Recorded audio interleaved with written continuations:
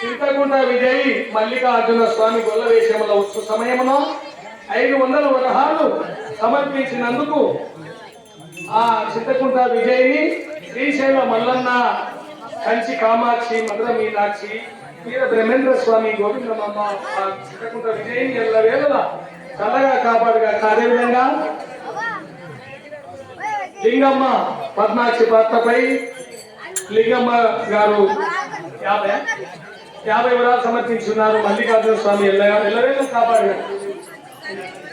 ఆ యొక్క పద్మాక్షి పాత్రకు భక్తురాలు ఈడి మనమ్మ గారు 50 వరాలు సమర్పించున్నారు.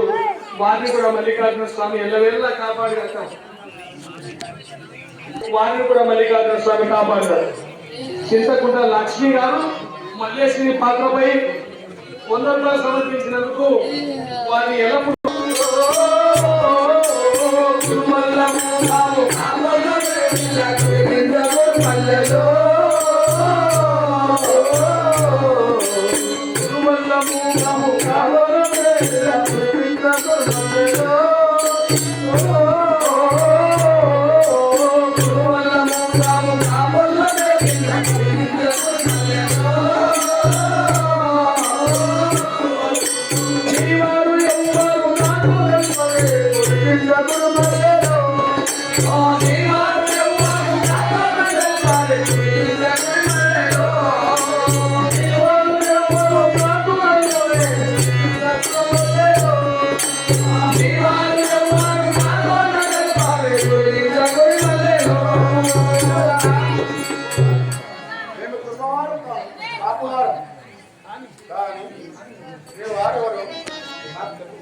ఒరే వెలిగొల్లా